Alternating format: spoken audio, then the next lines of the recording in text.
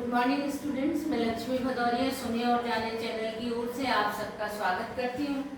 और जो प्राचीन इतिहास, भारत के प्राचीन इतिहास के संदर्भ में मौर्य वंश में आज बिंदुसार के बारे में अध्ययन करेंगे। इससे पहले जो वीडियो भेजा था उसमें चंद्रगुप्त मौर्य और मौर्य साम्राज्य की स्थापना के बारे में आपको समझाया था कि चंद्रगुप्त मौर्य ने 322 ईसा पूर्व में मौर्य साम्राज्य की स्थापना की थी और उसने एक विशाल साम्राज्य का निर्माण किया था जिसका विस्तार बहुत अधिक था।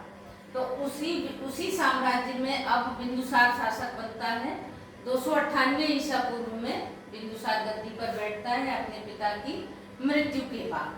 और जो बिंदुसार है इसका जन्म इतिहासकारों के अनुसार 320 ईसा पूर्व में हुआ था। कब हुआ था?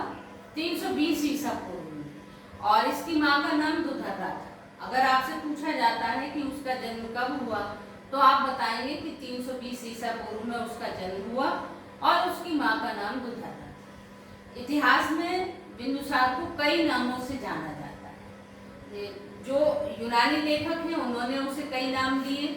फिर जो बौद्ध और जैन साहित्य है उसमें भी उसे अलग अलग नामों से संबोधन किया गया है। तो इसमें यूनानी लेखक ने इसे अमित्रोचेटस कहा है। फिर स्ट्रैबो ने बिंदुसार को इलेक्ट्रोकेटस कहा है। वायु पुराण में इसे भद्रसार और जैन ग्रंथों में इसे सिंहसेन कहा गया है। फिर बिंदुसार को अमित्रघात के नाम से भी जाना जाता है। अमित्रघात का अर्थ होता है शत्रु का विनाश करने वाला।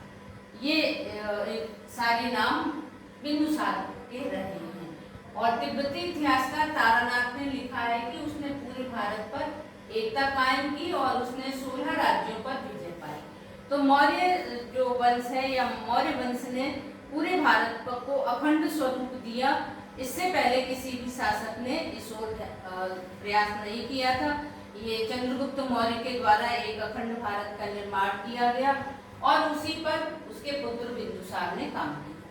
फिर दिव्यावदान के अनुसार उसके शासन काल में तक्षशिला में 2 विद्रोह हुए थे। तक्षशिला ये देखिए आप, ये इधर इस जगह पे स्थित है। तो यहाँ पे 2 विद्रोह हुए।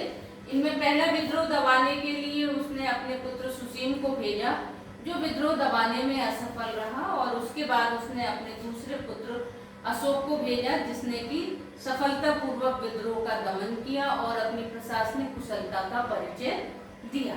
तो तभी ये स्पष्ट हो गया था कि अशोक में कुशल प्रशासनिक गुण हैं।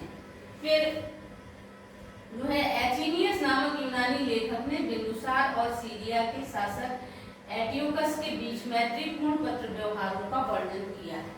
इसने किया है, ये यूनानी लेखक है एचीनियस। इसने इस बात को स्पष्ट किया है कि जो है सीरिया के शासक एंटियोकस के साथ बिंदुसार के संबंध मैत्रीपूर्ण थे।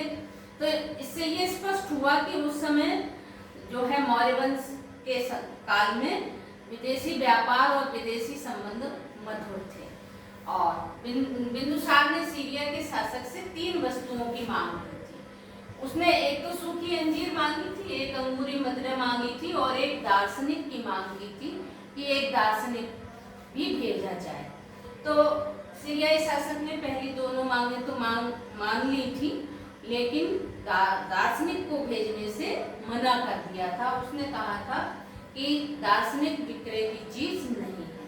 और दार्शनिक को सीरियाई भाषा में सोफिस्ट कहा है। क्या कहा जाता है?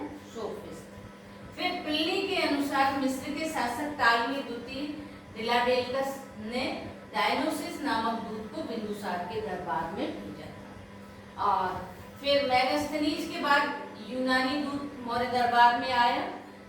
स्ट्रैबो के अनुसार यूनानी शासक एंटियोकस ने बिंदुसार के दरबार में डायमेकस नामक दूत को भेजा था जो उसके दरबार में रहता था। तो इससे ये स्पष्ट होता है कि चंद्रगुप्त मौर्य की तरह बिंदुसार के दरबार में भी यूनानी और मिस्र के दूतों का आना जाना था।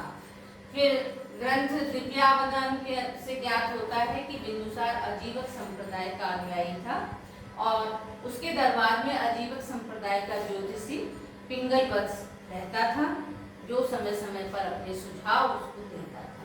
बिंदुसार की मृत्यु के संबंध में इतिहासकार एकमत नहीं है कि उसकी मृत्यु कब हुई, ये स्पष्ट प्रमाण नहीं है, लेकिन फिर भी ऐतिहासिक दस्तावेजों के अनुसार बिंदुसार की मृत्यु 273 ईसा पूर्व मानी जाती है, क्योंकि 269 ईसा में सम्राट अशोक गद्दी पर बैठता है, इसका पुत्र बिंदुसार का पुत्र गद्दी पर बैठता है 269 ईसा पूर्व में। तो जो 4 वर्ष का समय है, ये बड़े संघर्ष का समय था, जो अशोक ने अपने भाइयों की साथ संघर्ष किया और उनकी हत्या करने के बाद सिंहासन को प्राप्त किया था। तो इस तरह से हमने आपको मौर्य वंश के दूसरे शासक बिंदुसार के बारे में उससे संबंधित सारी जानकारी दी। आशा है ये आपके लिए उपयोगी होगी। आप वीडियो को पसंद करें और चैनल